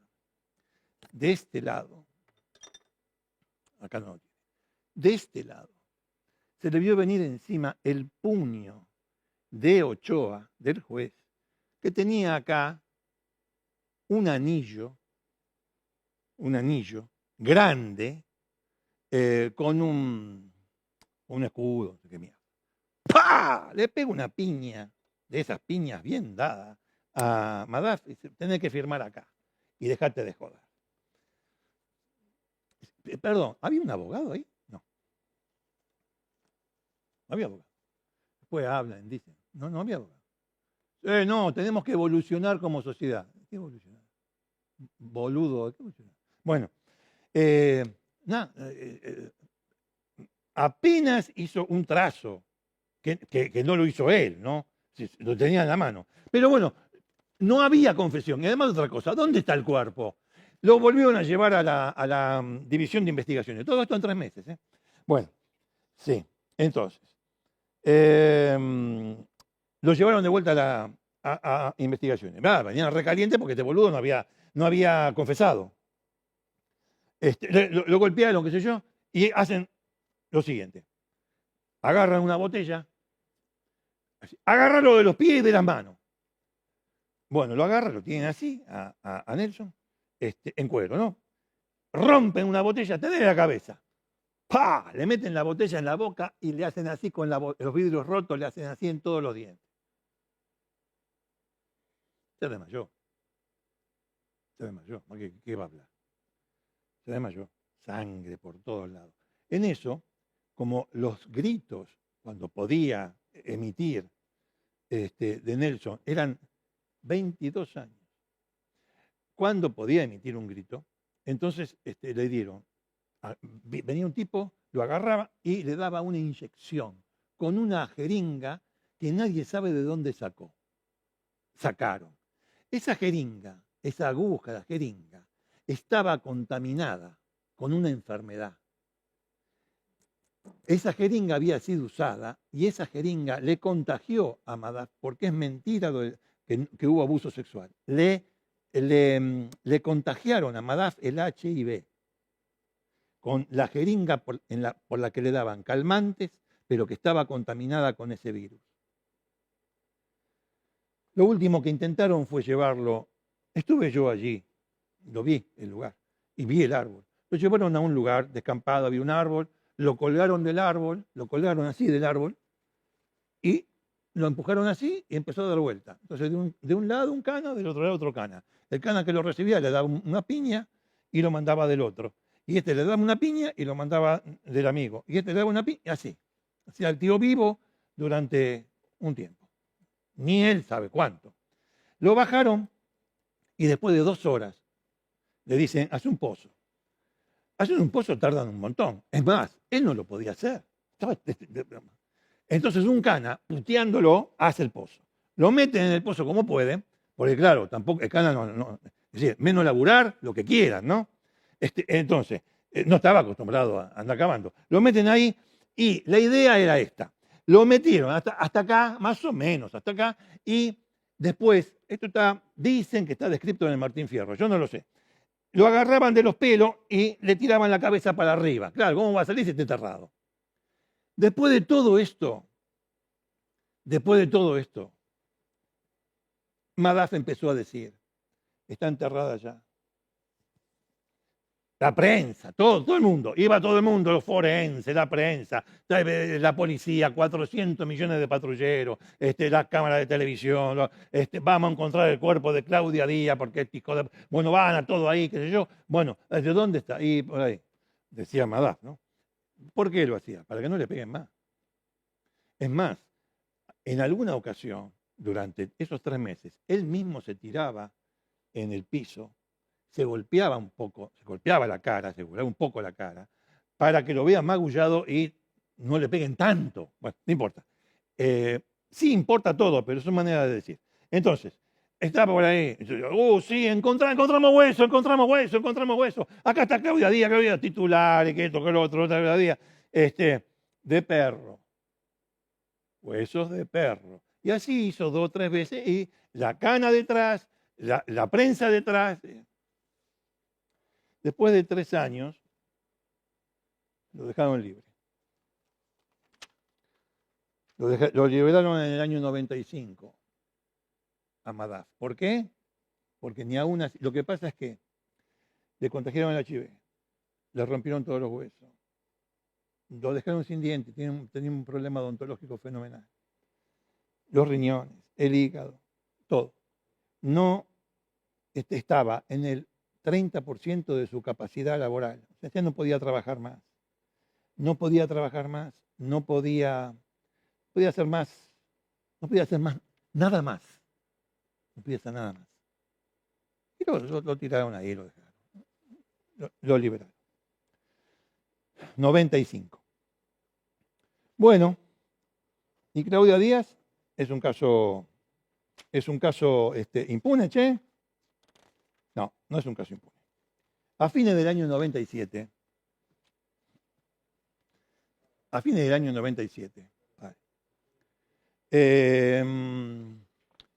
se supo que la mamá de Claudia Díaz recibió un llamado telefónico. Le dijeron, ¿vos querés encontrar a tu hija? Tu hija está viva, está en San Juan. ¿Qué pasó?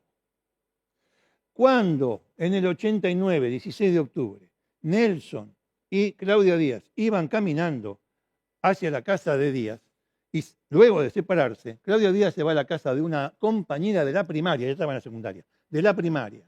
Estuvo 2 horas ahí, cerca de las 10 de la noche, sale y se va caminando por una calle de tierra, contraria a su casa. Se va caminando por una calle de tierra y tenía hambre. Ve que un señor estaba entrando algunas cosas de su propiedad dentro de la casa, se le acerca. El tipo, cuando la ve media zaparrastrosa, porque bueno, no había pasado por la casa, y hacía un tiempo que estaba caminando por ahí, cerca de la ruta, y le dice, entra, nena, entra. Ella le agarra Quickie y empieza a correr. Bueno, hace dedo sobre la ruta 147 y resulta que termina en Caucete, San Juan. El camionero la lleva hasta Caucete, San Juan, porque era su destino, su camino. Allí golpea las puertas pidiendo comida y trabajo. Una señora, Sara Furlan, se apiada de ella y la toma como doméstica con cama adentro. Claro, la señora, ella nunca dijo que no tenía dónde quedarse fuera de la casa de su patrona. Todos creían que tenía una casa, una familia, pero no. Ella no había dicho nada. No había dicho nada de su familia. Entonces, para una Navidad, la Navidad la pasó en la plaza, durmiendo en la plaza, porque no tenía dónde ir. ¿Por qué no tenía dónde ir? Porque su patrona se había ido con su familia y no quería dejarla en la casa sola. Bueno, entonces, se puede andar con los tuyos, yo voy con los míos. Se la pasó en la calle. Cuando vuelve, es una Navidad, de esa manera, conoció, ahí, durmiendo en la plaza, hasta que la señora vuelva, a un tal Hugo González. Hugo González, ella le dice, no tiene un lugar donde dormir, porque yo la verdad que... Y él la lleva a su casa, tenía 5 hijos, González. Chao, estamos salvados. Con González estamos salvados. Mientras a Nelson lo torturaban, ¿no? Bueno, fue a vivir con González. González se reveló como un proxeneta, la convirtió en una esclava sexual y con ella tuvo 4 hijos a lo largo de los años. Cuando su mamá la encontró, gracias a ese llamado telefónico, en el año 98, tardó en ir ella, tardó en ir la madre porque no tenía dinero y hasta que al final le dice a un amigo si no la llevaba con el auto, bueno, la nafta, pagamos la nafta, juntamos. La llevó, lo ubicó en la casa de González y tocó la puerta. Cuando abrió se encontró con una figura esquelética, que era Claudia Díaz, sin dientes, y con un pibe en brazo y otro de la mano. Esto es bastante después, tiempo después, cuando se encuentra, él es uno de sus hijos, cuando se encuentra con su mamá, en 1998. Entonces, señores, no hubo un crimen, hubo un invento. No hubo nunca un crimen. Lo torturaron por nada. No era que Nelson es inocente. No, uno es inocente de un delito. Acá no hubo delito. A Nelson Madaf, el gobierno de San Luis le escatimó 300.000 pesos de indemnización en el año 2000. Se lo escatimó. Y terminó, le pagaba en cuota, en cómodas cuotas. Y cuando quería. Se había ido después de todo esto, Madaf, bueno, yo lo entrevisté, fuimos a la vieja cárcel donde él estuvo detenido. Esto que ven ustedes es la vieja cárcel provincial de San Luis, donde él estuvo detenido hasta el año 95, que lo liberaron porque no tenían nada. Bueno, Nelson Madaf se fue al monte, no quiso saber nada más con la gente de la ciudad, con la civilización, con todo aquello, decía él. Dijo que a Claudia Díaz la perdonaba, que nunca se iba a olvidar de sus torturadores, y yo di los nombres. Uno de ellos, Lozano, murió porque le pegó un tiro a su amante. Los demás hicieron su carrera en la policía como si nada. Hay 2 historias en una, la de Nelson y la de Claudia Díaz. Y nosotros los contamos, esta vez en homenaje a la memoria de Nelson Madaf. Murió a los 56 años. Mira, esto acá comienza el calvario de este muchacho. Sí, de un pibe. Exactamente, acá empieza. Acá le empiezan a pegar, acá le hacen de todo y bueno, lo que se contó, ¿no? Lo que se contó. comprobadamente. No les dije, mejor dicho. El juez Ochoa, te voy a contar esta, Miguelito. contá. El juez Ochoa, que participó, ideológicamente de las torturas, le hizo firmar una declaración falsa, demostró ese papel anónimo también falso, que le pegó un golpe en la cara Con el anillo. Sí. con el anillo. Ese tipo renunció a la justicia acusado de recibir coimas para liberar presos. O sea, no se salva nadie. Nadie, ¿eh? Después el gobernador tendría el caso de los chicos Luna y Martínez, donde también hizo algo parecido a lo de Nelson Madaf, o hizo hacer algo parecido a lo de Nelson Madaf, pero con la familia Amitrano, y también tuvo el famoso No sé. El famoso No sé. No sé, el hotel de alojamiento, donde fue con una querida y lo hizo pasar como un secuestro. Bueno, Miguelito, claro, esta es la primera. Acá comienza. Acá comienza, claro, es lo que ve, es el inicio de todo lo que le contamos antes. Bueno, amigos, gracias, Miguel, No, la verdad. al contrario, gracias a vos. Bueno, lo que está ahí atrás es una de las últimas imágenes de Nelson Madaf. Hacemos una pausa y volvemos.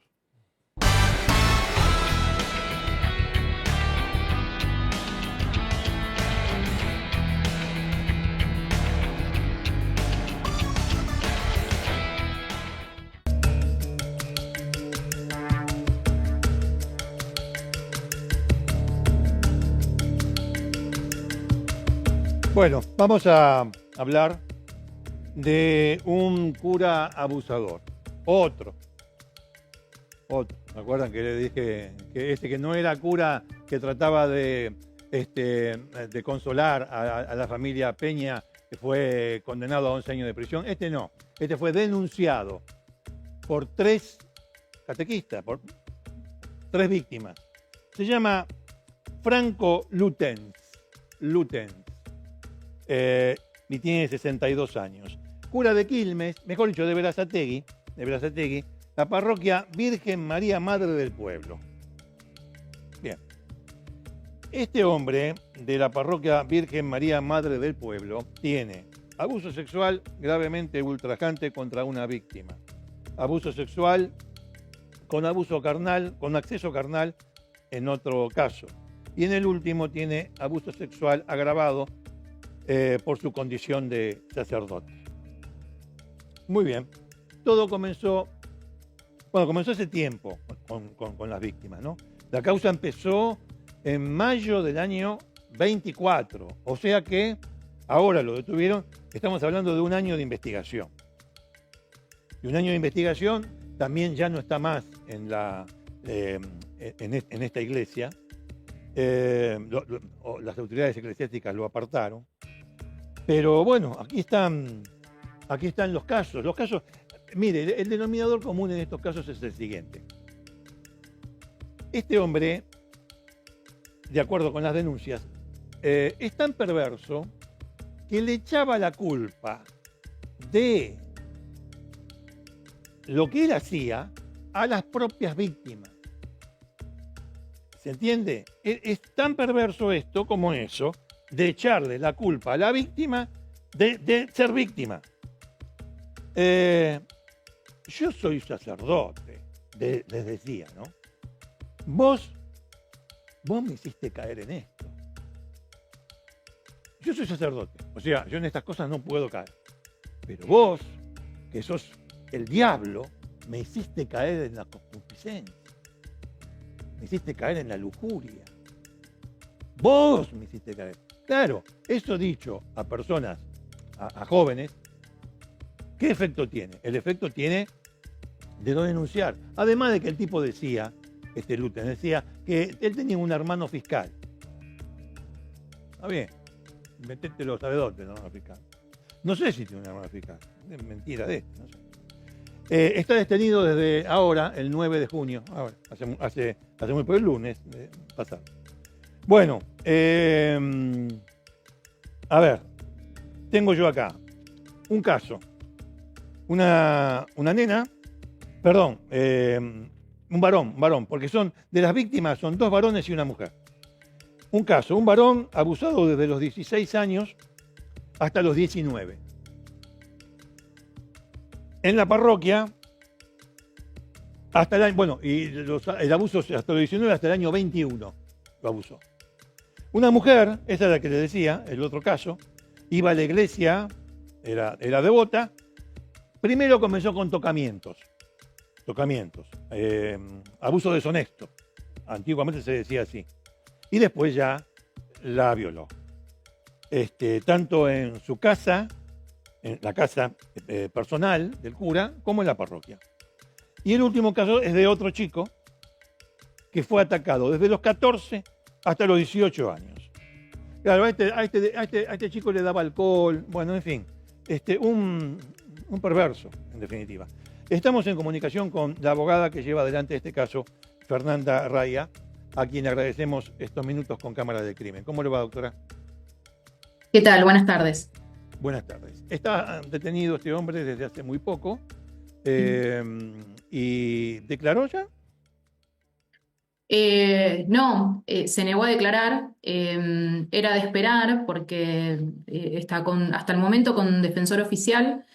Es detenido el día lunes y es citado a declarar para el día martes a primera hora y lógicamente la defensa no pudo tomar contacto con la causa. Es una causa que lleva un año de investigación. Hay 8 testimoniales que son bastante contundentes, hay mucha prueba y era de esperar que se niegue a declarar porque lógicamente no puede ser asesorado, o sea, sin antes haber visto todo el expediente. No, está bien. Lo que nos importa por ahora, cuando declare se verá lo que diga y todo eso. Lo que nos importa por ahora es que las declaraciones que contienen el relato de los abusos fueron hechas en caso de menores en Cámara Gesell. ¿Es así? No, No. porque, y le cuento por qué. A ver. Y son mayores de edad. Ahora son mayores Las de edad. víctimas, exactamente, las víctimas hoy son mayores de edad. Bien, las 3. Cuando se dieron los hechos eran menores. Sí, los 3. Los 3 son mayores de edad. Cuando se dan los hechos eran menores de edad. Ah, ¿sí? Bien. Pero por eso declaran en calidad de testigos, ¿sí? Y no es necesario que sea en Cámara Gesell. No, obviamente. Ese dato no lo sabía. Bueno, lo estamos agregando, lo estamos Sí. precisando. Es decir, los 3 denunciantes, al momento de los hechos que ellos denuncian, eran menores. Exacto. Ahora ya no. Y ahora hacen la denuncia, ya de mayores. Exacto, sí, luego de un largo proceso interno de terapia y de mucho trabajo, ¿no? De mucho trabajo individual, toman coraje como para hacer una denuncia de este tipo. ¿La denuncia Sí, la es hicieron hace muy un año? difícil. Hace un año, sí. Sí, me Sí, quería sí. decir, dígame. Sí, que es muy difícil llegar a hacer una denuncia de este tipo por el miedo que tienen, por la manipulación que sufrieron y por cómo se dieron los abusos.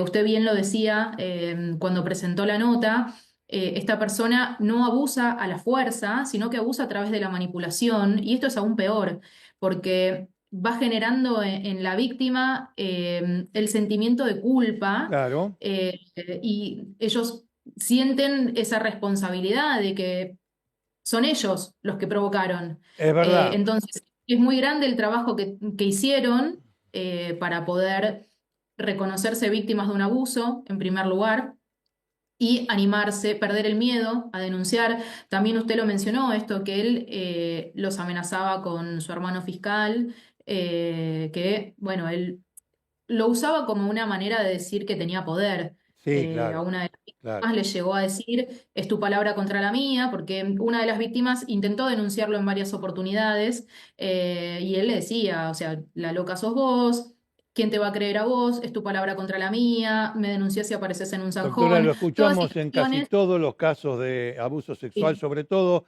cuando son cometidos por personajes relevantes, sean políticos, sean curas en este caso. Lo hemos escuchado. Es como, yo creo que le surge naturalmente al abusador, al violador, buscar ese tipo de maniobras para infundir temor en la víctima. Pero usted sabe una cosa, A mí siempre me pareció, no es que hay grados de, escalas de gravedad, grados, no me refiero a eso, pero a mí siempre me pareció más cruel y más insidioso el manipular, haciéndole creer, sobre todo a personas que se están desarrollando, haciéndole creer a la víctima que la culpa de todo la tiene la víctima. Eso me parece hasta más violento que decirle no abras la boca porque tengo un hermano fiscal. Yo creo que lo otro no sé si decir peor, pero la verdad es la verdadera muralla que tienen las víctimas, que en muchos casos no pueden sobrepasar, pero es el obstáculo, la muralla que tienen para no denunciar. Y usted dice bien, sacarse eso de encima y poner las cosas en su real dimensión y colocarse en el papel de víctima, no es nada fácil, para nada fácil. Estos chicos, cuando eran chicos, supongo que ahora deben ser jóvenes, habrán tenido apoyo psicológico, ¿no?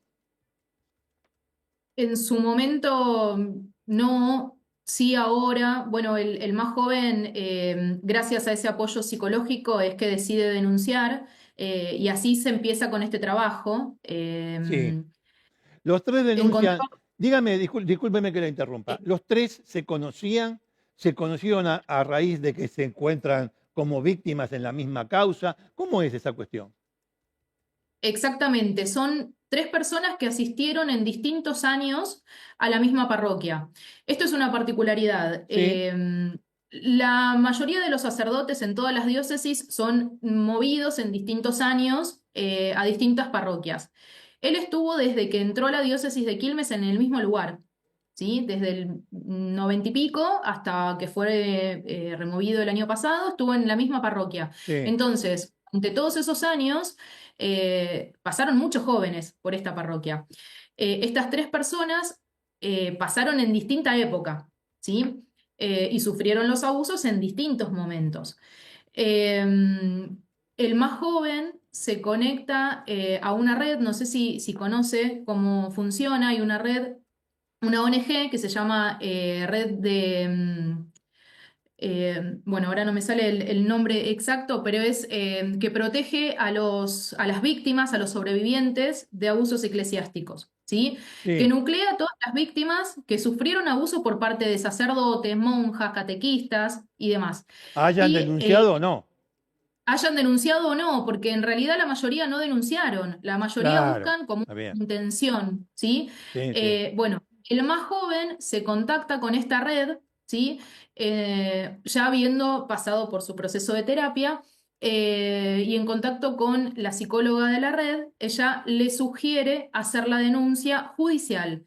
¿Esto por qué es? Porque él lo que pretendía era hacer la denuncia dentro del obispado. Cuando intenta hacer la denuncia dentro del obispado, se da cuenta que denunciando dentro de la misma iglesia no va a obtener una respuesta. Porque eso no iba a llegar a buen fin. Entonces, qué raro, ¿no? A pesar de todas las instrucciones que han tenido desde Roma para darle cabida a este tipo de denuncias. Sí, tal cual, tal cual. Bueno, entonces, ahí, a través de que se contacta con esta red, ¿Me disculpa un segundo, doctora? Sí. Discúlpeme un segundito. Nacho, ¿me repetís el nombre de la red? Sobrevivientes de abusos eclesiásticos. Así se llama la red. Sobrevivientes de abusos eclesiásticos. Discúlpeme la interrupción, pero bueno, me parece que era para decir. Sobrevivientes de abusos eclesiásticos. Continúe, por favor. Sí, está perfecto y le agradezco. A partir de ahí es donde le sugieren hacer la denuncia judicial, en lo posible con patrocinio letrado, porque es muy difícil también hacer una denuncia solo como víctima sin tener un abogado que esté controlando la causa, claro. ¿sí? Porque si no, no tienen mucho acceso. Ahí es donde me contacta. Tenemos una primera entrevista, ¿sí? Viene también como muy atemorizado por miedo a que yo no le crea la situación. Ah, mire usted. Sí, es muy joven, entonces... está bien. Y viene con esa carga, obvio. Con mucho, tal cual, con mucho miedo de todo esto. Ahí planteamos qué estrategia tomar y vemos la posibilidad de ver si existen otras víctimas. A ver, el abusador no lo hace una sola vez. Lo hace muchas. Entonces, cuando empezamos a indagar en la historia de la parroquia y de esta persona, nos vamos encontrando con otras personas que fueron víctimas. Ahí es donde empiezo a trabajar por separado, lógicamente, con quienes se van acercando, y así es donde decidimos presentar una sola denuncia, ¿sí? Con el testimonio de las 3 víctimas. Y así empezamos. Entiendo. Fue bastante difícil. En Quilmes tenemos una fiscalía temática, pero bueno, fue bastante difícil primero romper la barrera de estamos Claro. denunciando no solamente a una persona, sino que es una persona que pertenece a la iglesia. Entonces romper esa barrera de estamos denunciando a la iglesia también. Porque Claro, ahí entiendo, porque los habría controles un internos encubrimiento. parece que no existen y no existieron nunca a lo largo de 2000 años. Es así. Exactamente, Eh, exactamente. Le quería Entonces, decir una bueno, cosa, doctora, sí. para redondear el tema. Bueno, es evidente que dentro de la iglesia en mucho camino ustedes no iban a hacer con la denuncia. Ahora está en manos de la justicia civil, penal civil, Penal, quiero decir sí. civil, no eclesiástica, ¿no? Pero la justicia penal, Exacto. está claro. Ahora, ¿usted sabe cuál es el destino de este hombre dentro de la iglesia? ¿Dónde está ahora? ¿Qué es lo que hicieron con él? Bueno, no, ahora está detenido. Bueno, ahora está detenido, cierto, sí. Sí. Y en cuanto a la iglesia, lo que hizo fue, en su momento, cuando toman conocimiento del inicio de las actuaciones, lo que hicieron fue sacarlo de la parroquia, del lugar en donde él cumplía funciones, y lo alojaron, le dieron asilo, por decirlo de alguna manera, en una casa que pertenece al obispado también. O sea, protegido por la iglesia. Y sí. Protegido por la iglesia, tal cual. Y apenas se conoció la noticia de la detención, lo que hizo el obispado fue sacar un comunicado de prensa en donde informaba la detención del sacerdote por un presunto delito, por la presunta comisión de un delito. Así A nomás. ver, es el delito más aberrante del código. Obviamente. ¿Sí? Y el obispo manifiesta que es por la presunta comisión de un delito. Está bien. Ya teniendo una imputación, No, ¿no? bueno, doctora, mire. Así que Sí, desde dígame. ahí se entiende que sigue habiendo un encubrimiento o una protección, ¿sí? No lo sé. Vamos a ver Yo cuando supongo caiga el abogado defensor, si es un abogado particular o no. Bueno, vamos a ver todas esas cosas. No me queda más tiempo, doctora. Le agradezco muchísimo no, por estos favor, gracias a minutos. ustedes. El tema quedó planteado, el tema bastante claro, clarísimo por otra parte, y hay que tener en cuenta que esto acaba de ocurrir. ¿Qué cosa acaba de ocurrir? La detención fue el 9, o sea, hace muy poco. O sea que el caso recién comienza y, como siempre decimos, y se lo digo a usted, lo vamos a continuar en las novedades que Muchas tenga. gracias. Doctora Muchas Raya, gracias. muchísimas gracias. Por favor, gracias a usted. Hasta luego. Bien, no es la primera vez. Las cosas se reiteran con nombres nuevos. Amigos, una pausa y volvemos.